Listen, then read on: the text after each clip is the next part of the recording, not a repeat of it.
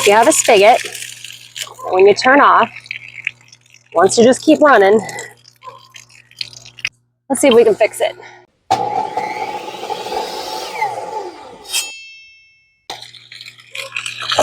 It doesn't want to turn off all the way.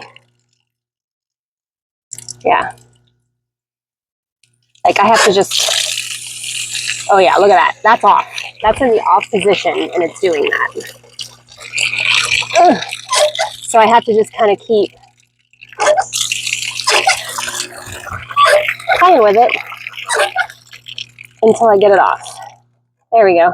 Check your spigot to see if there's a model on there. Mine is a Woodford Model number 17. They make these replacement part kits here that I picked up at the home improvement store. And most likely it's going to be like the valve seal or the gasket that needs to be replaced. I'm going to go ahead and just replace as many parts in this bag as I can since I have them. I'll drop the link to this kit down below in the description. First, let's turn off the water to the spigot. If you have an older home that doesn't have a shutoff valve for that spigot, you'll need to turn off the water main to the house. And then turn on the faucet to bleed all the water out from the line. I'm going to take some pliers and remove this plastic cap off first. Then we'll remove the faucet handle. You'll see a little flathead screw in the center. You'll unscrew that all of the way until the screw comes out. You may need to take some needle nose pliers to work that screw out. Then we'll take a wrench or some pliers. I'm just using some channel locks here, and we're going to loosen the packing nut that is holding the faucet in. Got the nut off. We're going to just kind of keep turning till we get this guy off. It's been on here for about 16 years, I would imagine, so not surprised. It's not wanting to come out as easy. Oh, there we go. Ooh. There we go. Nice. All right, so here's the old assembly. Keep some of the parts. This should have come off, but it's stuck. So we're gonna have to try to see if we can get that apart from the shaft here.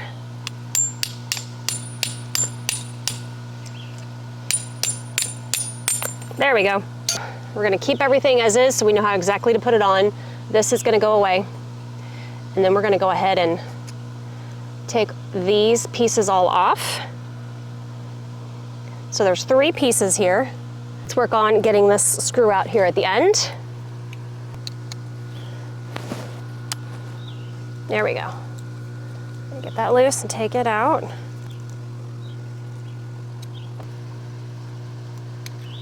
There we go, got it out. Okay, so then this little guy is gonna take some pliers in here. See if I can get him out.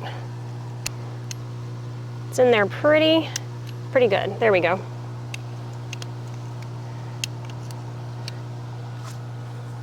Get the pliers again. There we go.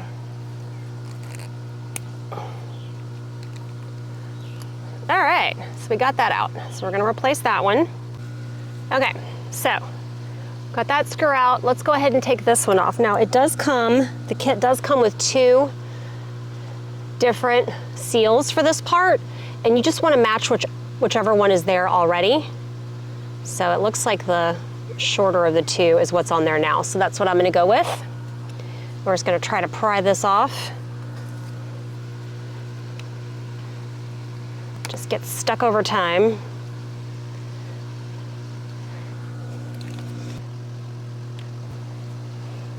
There we go. There we go. So we got that off, and we just want to see if that matches. No, maybe I was wrong. Maybe it's the taller one.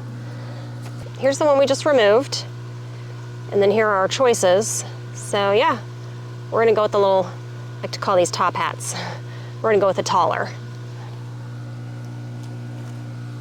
And so we're just gonna put that on the exact same way it went. Get that seated on there properly. The valve seat rubber that goes inside there looks a little different than the one I just took out.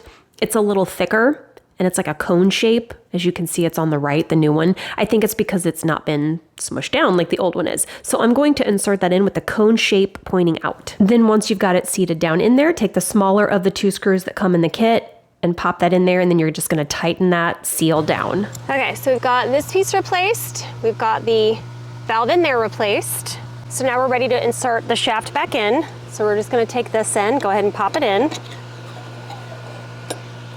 And then we can take this just to go ahead and screw it into the closed position. There we go. We'll go ahead and take that off for now. So for these 3 pieces that we're replacing, this side's gonna go with the little part sticking up towards the house. This side here's got like a little concave inside. That part is going to face this washer.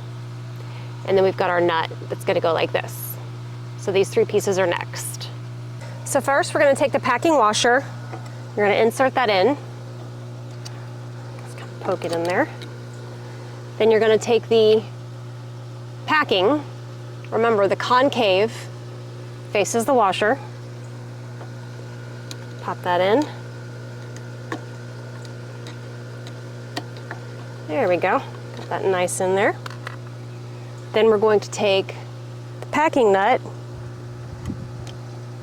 and just start threading that in. And then we'll want to take our pliers, a wrench, channel locks, whatever you have.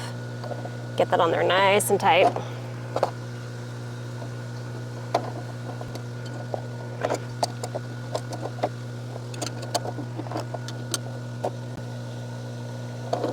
Should be good. All right, so let's go ahead and get the handle on. Pop that on, and then we're gonna take our screw, screw that in.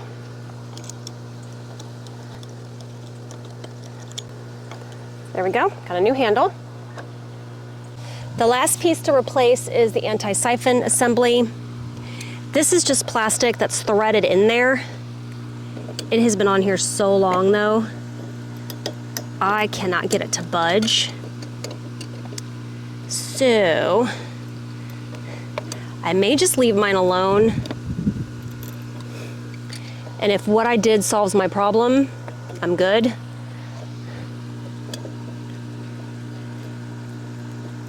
Yeah, this just doesn't want to budge. So I'm not going to replace these parts right now. I'll hang on to them, throw them in a little Ziploc or something just in case.